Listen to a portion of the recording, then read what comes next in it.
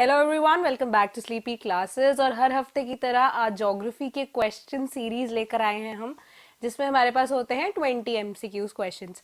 तो स्टार्ट करते हैं बिना किसी डिले के। तो आज का पहला क्वेश्चन है, विच of the following scientist had proven that every planet has an elongated path? First Galileo, second Newton, third Copernicus, fourth Kepler. So kindly mark your answers.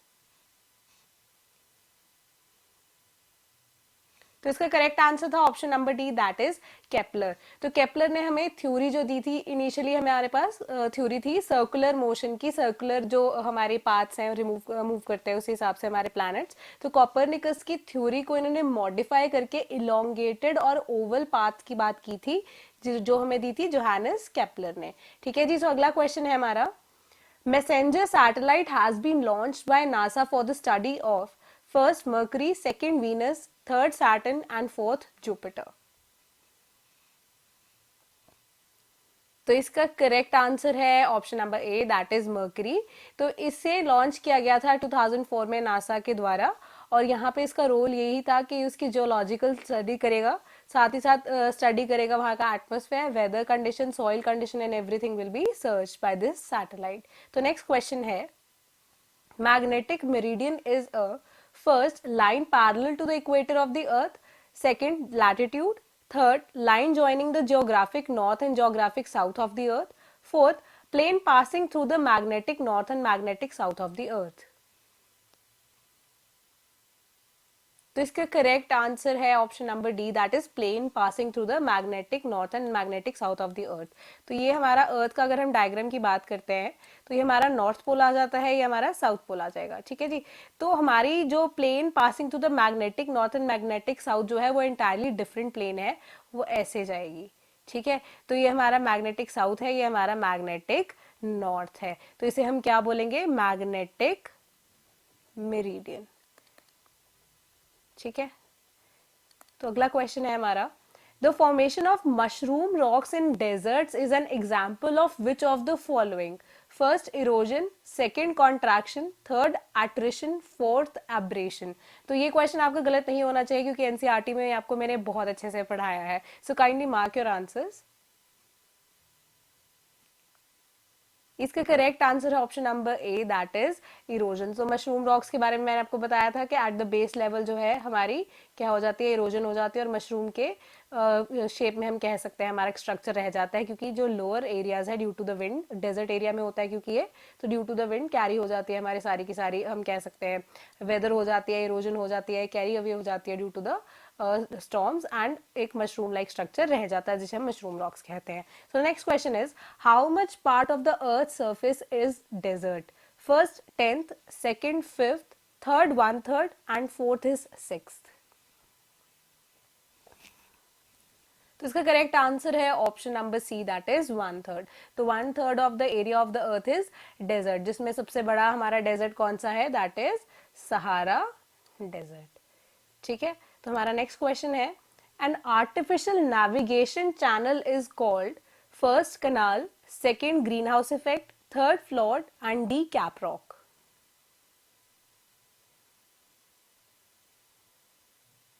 तो इसका करेक्ट आंसर है option number A, that is canal. ये relatively easy question था, वो इसलिए क्योंकि canals जो हम देखते हैं रिवर्स से या उनकी ट्रिब्यूटरी से, हम कह सकते हैं एक आर्टिफिशियल मेथड ऑफ इरिगेशन के लिए यूज करते हैं। नॉर्थ इंडिया में तो ये बहुत ही फेमस है कि केनाल्स को हम डिग आउट कर देते हैं ताकि क्या हो सके, पानी मिले मिले और फसल बनाई जा सके, उसी के अकॉर्डिंगली फसल को पानी दिया जा सके।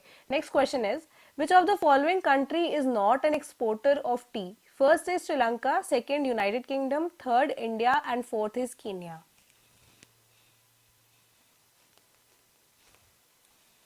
तो इसका करेक्ट आंसर है option number B, that is United Kingdom. क्योंकि टी की प्लांटेशन के लिए मैंने आपको बताया था, जो हमने चैप्टर अभी पढ़ा इंडिया की फिजियोलॉजी की बात की थी, तो वहां पे हमारे पास कौन सा फेवरेबल कंडीशंस थे कि optimal rainfall distributed through out the year होनी चाहिए, साथ ही साथ फेवरेबल टेम्परेचर के लिए, ना ज्यादा हाई टेम्परेचर ना ज्यादा लो टेम्परेचर होना चाहिए। तो as far as Sri Lanka, Indian Kenya की अगर हम पोजीशन देखते हैं, दे आर कंसर्न, तो यूनाइटेड किंगडम एक ऐसी कंट्री बचती है जहाँ पे बहुत ही एक्सट्रीम ठंड होती है, बहुत ही एक्सट्रीम वेदर होता है, तो इस वजह से tea plantation is not possible there. तो UK is an importer and not an exporter of tea. So the next question is, IR20 is a high yielding variety of which of the following? First is cotton, second is rice, third is wheat, fourth is sugarcane.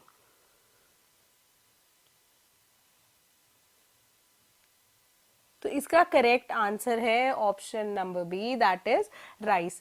IR20 को develop किया था international rice research institute ने, और साथ ही साथ ये कह सकते हैं हम कि जो डिफरेंट टाइप की वैरायटीज को हमने टेस्ट करके बनाया था या उगाया था, तो उसमें ये पाया गया कि दिस वाज या IR20 was the best suited for health issues, for the हम कह सकते हैं डिफरेंट तरह की बीमारियों को जो ये इरेडिकेट करने के लिए एक राइस का ब्रांड जो था वो सबसे सही था। So the next question is, onshore breeze develops in first day, second night, third both A and B, and fourth is season. तो इसका करेक्ट आंसर है option number A, that is day. तो इसे हम सी ब्रीज भी कहते हैं क्योंकि ड्यूरिंग द डे टाइम हम देखते हैं कि लैंड गर्म हो जाती है due to the heat of the earth, तो एक तरह से लो प्रेशर एरिया क्रिएट हो जाता है, एंड उस एरिया को या उस लो प्रेशर को फिलअप करने के लिए हमारी सी का जो हाई प्रेशर एरिया उसके ऊपर रहता है वो एयर उसको कह सकते हैं हम कवर कर लेती है, तो ये ऑनशोर ब्रीज भी बन जाती है। सो next question is, precipitation in the form of a mixture of rain and snow is called first drizzle, second hail, third sleet, fourth snow. तो इसका करेक्ट आंसर है ऑप्शन नंबर सी, स्लीट। तो वो इसलिए क्योंकि जब हम कह सकते हैं प्रेसिपिटेशन हो रही होती है, कंडेंसेशन होती है, तो अपर लेयर्स ऑफ ट्रोपोस्फेयर जो होती है वहां पे already temperature below the freezing point होता है, बट ट्रोपोस्फेयर से जब वो प्रेसिपिटेशन होकर नीचे अर्थ के सरफेस पे आती है उसके बीच में एक वार्म लेवल या वार्म लेयर ऑफ हम कह सकते हैं एयर प्रेजेंट होती है, जिस वजह से जो हमारी स्नो है हम कहते हैं वो मेल्ट हो जाती है, बट जस्ट जैसे ही वो अर्थ सरफेस को टच करने से पहले ही वापस रीफ्रीज हो जाती है, तो वो प्रॉपर एक तरह से स्नो नहीं बन पाती, इसलिए इसे मिक्सचर बोल देते हैं हम रेन एंड स्नो का, जिसे हम बोलते हैं sleet. So the next question is, dash affect the rate of humus formation of soil? First flora fauna, second time, third temperature, fourth parent rock. तो इसका करेक्ट आंसर है option number E, that is flora and fauna, क्योंकि flora and fauna एक biotic component है, living component है, तो ये form भी एक लिविंग कंपोनेंट से ही होगा जो फ्लोरा एंड फोना है, जो फर्दर डिकम्पोज होकर रेट ऑफ ह्यूमस फॉर्मेशन को अफेक्ट करते हैं। So next question is, doldrums pressure belt lie in between which of the following latitudes? First 5 degree north to 5 degree south, second 35 degree to 60 degree north and south, third 25 to 35 degree north and south, fourth 35 to 45 degree north and south. तो इसका correct answer है option number A, that is 5 degree north to 5 degree south respectively. वो इसलिए क्योंकि हम जब देखते हैं हमारे इक्वेटर के आसपास का एरिया जो है वहाँ पे डायरेक्ट एक तरह से लो प्रेशर एरिया काफ़ी ज़्यादा क्रिएट हो जाता है, और नॉर्थ ईस्ट ट्रेड विंड्स और जो हमारे साउथ ईस्ट ट्रेड विंड्स आपस में मिलती हैं, टकराती हैं, और हाई जो है सन की रेज की वजह से बहुत ही ज़्यादा लो प्रेशर एरिया क्रिएट हो जाता है, तो इवेपोरेशन रेट काफ़ी ज़्यादा हाई होता है, जिस वजह से जो विंड्स हैं बिल्कुल ही स्टेबल हो जाती है, एक तरह से विंड रहती ही नहीं है वहाँ पे, तो इस वजह से एक ये साइलेंट जोन बन के रह जाता है जिसे हम बोलते हैं doldrums. So the next question is, the ozone hole over Antarctica was discovered in, option A is 1975, B is 1985, C is 1978 and D is 1987. तो इसका करेक्ट आंसर है option number B, that is 1985। तो 1985 में 3 scientist जो British Antarctic सर्वे जो जिन्होंने किया था, उन्होंने अनाउंस किया था कि ओजोन होल है एंटार्क्टिका के ऊपर। सो the next question is, the full name of OTEC is, first offshore thermal energy conservation, second ocean terminal energy conservation, third oil and thermal energy conservation, fourth ocean thermal energy conservation.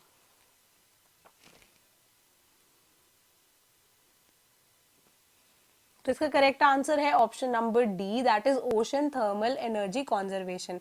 तो ये concept है हमारे कह सकते हैं हम hot currents का और कोल्ड करंट्स के मिक्सचर का। तो जहाँ पे हॉट एंड कोल्ड करंट्स आपस में मिलते हैं वहां पे डिफरेंस जो क्रिएट होता है टेम्परेचर का, उसके बेसिस पे हम कह सकते हैं एक्सट्रैक्ट करते हैं या एनर्जी प्रोड्यूस होती है, जिससे हम इस एनर्जी को कन्वर्ट कर लेते हैं इनटू इलेक्ट्रिसिटी। तो इसका बेसिक कॉन्सेप्ट यही है। सो the next question is dash determines color, texture, chemical properties, mineral content and permeability of the soil.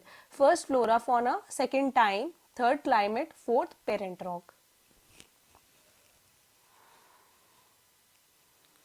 तो इसका करेक्ट आंसर है but obvious option number D, यानी कि पेरेंट रॉक ही ऐसा रॉक है जो डिटरमिन करेगा कि क्या कलर होगा, क्या टेक्सचर होगा, क्या केमिकल प्रॉपर्टी होगी, क्या मिनरल कंटेंट होगा और कितनी परमेबिलिटी यानी कितनी सीपेज है सॉइल की। तो parent rock all in all जो है, फर्दर हम बताएंगे कि इग्नियस है कि सेडिमेंट्री है या मेटामॉर्फिक है, उसी के बेसिस पे कलर, टेक्सचर, केमिकल प्रॉपर्टी सब डिपेंड करती है। 16 question is which is the biggest coffee producing country in the world. तो रिलेटिवली सिंपल क्वेश्चन है ये। First India, second Brazil, third Peru and fourth is Argentina. तो जो भी ये फर्स्ट या मैक्सिमम हम कह सकते हैं प्रोड्यूसिंग कंट्रीज होते हैं, इसे याद रखना हमें बहुत ज्यादा जरूरी रहता है। तो इसका बट ऑब्वियस आंसर है option number B, that is Brazil. तो ब्राजील में हम देखते हैं बहुत ज्यादा कॉफी की प्रोडक्शन रहती है due to the optimal and required temperature. तो कॉफी का मैक्सिमम या बिगेस्ट हम कह सकते हैं प्रोड्यूसर है Brazil. Next question is which of the following forest is resistant to cyclones. First alpine forest, second mangrove forest, third evergreen forest, fourth monsoon forest.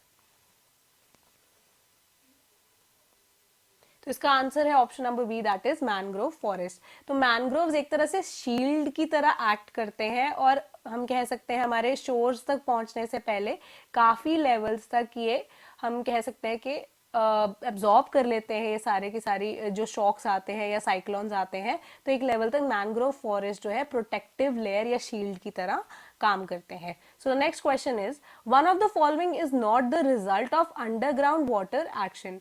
First stalactites, B stalagmites, C sinkholes and fourth is fjords। इसका correct answer है option number D, that is fjords. तो हम सभी को पता है कि फ्योर्ड्स जो है ग्लेशियल एक्टिविटी की वजह से फॉर्म होते हैं, बल्कि स्टैलेक्साइट्स, स्टैलेग्माइट्स एंड सिंक होल्स जो है हम कह सकते हैं अंडरग्राउंड वाटर के एक्शन की वजह से फॉर्म होते हैं। तो इसके लिए आप रेफर भी कर सकते हैं एनसीईआरटी का जो चैप्टर मैंने आपको पढ़ाया था। So the next question is the narrow strip of land joining two land masses is called as first cape, second isthmus, third strait, fourth is peninsula.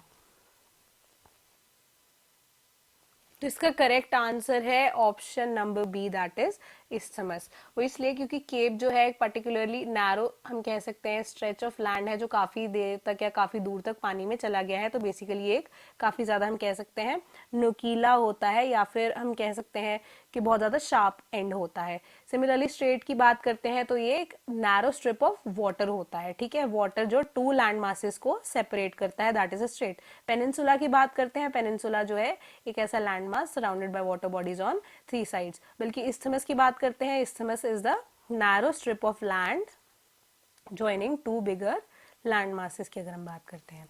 So the next question is masses of stars in galaxies are usually expressed in first Earth's mass, second solar mass, third lunar mass and fourth is neutron mass। तो relatively ये भी एक simple question है। तो इसका correct answer है option number B, that is solar mass, क्योंकि sun को ही हम बेसिक इंपॉर्टेंट स्टार मानकर चलते हैं। एंड साथ ही साथ हमने जब स्टार्ट की थी अपनी हाइपोथेसिस पढ़ी थी तो हमने यही एज्यूम किया था कि सन ही एक लौता ऐसा स्टार है जो सबसे बड़ा स्टार एग्जिस्ट करता है हमारी यूनिवर्स में, इसलिए सोलर मास को हम लेकर चलते हैं। तो आज की सीरीज में इतना ही। Thank you so much and कोई भी डाउट हो तो प्लीज बताइएगा एंड प्लीज कॉमेंट कीजिएगा कि आपके कितने स्कोर्स आए हैं। Thank you so much.